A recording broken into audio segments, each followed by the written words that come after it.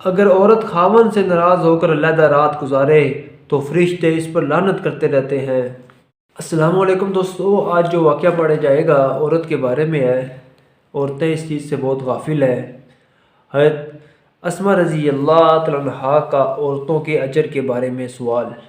اللہم صلی علی محمد النبی الامی وعلی آلہ وسلم تسلیما۔ بسم اللہ الرحمن الرحیم۔ حضرت اسماء رضی اللہ تعالیٰ عنہا ایک صحابیہ حضور اقدس صلی اللہ علیہ وسلم کی خدمت میں حاضر ہوئی اور عرض کیا، یا رسول اللہ، میرے ماں باپ آپ پر قربان، میں مسلمان عورتوں کی طرف سے بطور قاصد کے حضور صلی اللہ علیہ وسلم کی خدمت میں حاضر ہوئی ہوں۔ بے شک آپ کو اللہ جل شانہ نے مرد اور عورت دونوں کی طرف نبی بنا کر بھیجا، اس لیے ہم عورتوں کی جماعت آپ پر ایمان لائی اور اللہ پر ایمان لائی، لیکن ہم عورتوں کی جماعت مکان میں گھری رہتی ہیں، پردوں میں بند رہتی ہیں، مردوں کے گھروں میں گھری رہتی ہے اور مردوں کی خواہشات ہم سے پوری کی جاتی ہیں، ہم ان کی اولاد کو پیٹ میں اٹھائے رہتی ہیں،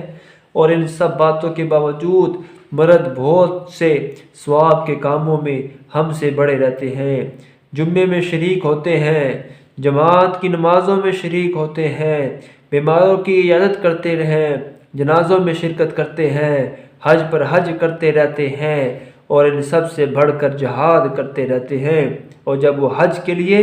یا عمرے کے لیے یا جہاد کے لیے جاتے ہیں تو ہم عورتیں ان کے مالوں کی حفاظت کرتی ہیں، ان کے لیے کپڑا بنتی ہیں، ان کی اولاد کو پالتی ہیں، کیا ہم ثواب میں ان کے شریک نہیں؟ حضور اقدس صلی اللہ علیہ وسلم یہ سن کر صحابہ رضی اللہ عنہم کی طرف متوجہ ہوئے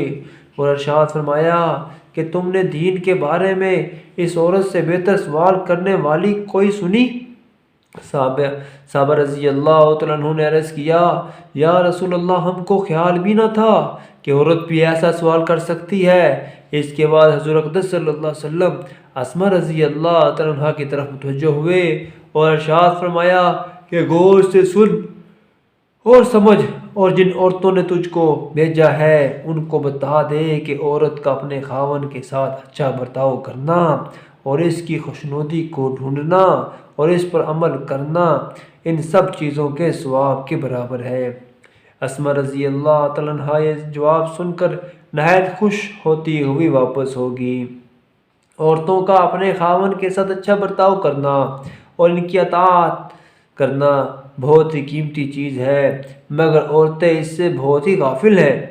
صحابہ اکرام رضی اللہ تعالیٰ عنہ نے ایک مرتبہ حضور اقدس صلی اللہ علیہ وسلم کی خدمت اقدس میں عرض کیا کہ اجمی لوگ اپنے بادشاہوں اور سرداروں کو سجدہ کرتے ہیں، آپ اس کے زیادہ مستحق ہیں کہ ہم آپ کو سجدہ کیا کریں۔ حضور اقدس صلی اللہ علیہ وسلم نے منع فرمایا اور ارشاد فرمایا کہ اگر میں اللہ کے سوا کسی کو سجدہ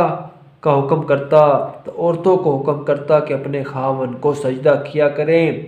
پھر حضور صلی اللہ علیہ وسلم نے فرمایا، اس ذات کی قسم جس کے قبضے میں میری جان ہے کہ عورت اپنے رب کا حق اس وقت تک ادا نہیں کر سکتی جب تک کہ خاوند کا حق ادا نہ کرے۔ ایک حدیث میں آیا ہے کہ ایک اونٹ آیا اور حضور صلی اللہ علیہ وسلم کو سجدہ کیا۔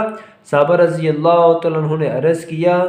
جب یہ جانور آپ کو سجدہ کرتا ہے تو ہم زیادہ مستحق ہیں کہ آپ کو سجدہ کریں۔ حضور صلی اللہ علیہ وسلم نے منع فرمایا اور یہی ارشاد فرمایا کہ اگر میں کسی کو حکم کرتا کہ کسی کو اللہ کے سوا سجدہ کرے تو عورت کو حکم کرتا کہ اپنے خاوند کو سجدہ کرے۔ ایک حدیث میں آیا ہے کہ جو عورت ایسی حالت میں مرے کہ خاوند اس سے راضی ہو وہ جنت میں جائے گی۔ ایک حدیث میں آیا ہے کہ اگر عورت خاوند سے ناراض ہو کر علیحدہ رات گزارے تو فرشتے اس پر لعنت کرتے رہتے ہیں۔ ایک حدیث میں آیا ہے کہ دو آدمیوں کی نماز قبولیت کے لیے آسمان کی طرف اتنی بھی نہیں جاتی کہ سر سے اوپر ہی ہو جائے، ایک وہ غلام جو اپنے آقا سے باغا ہو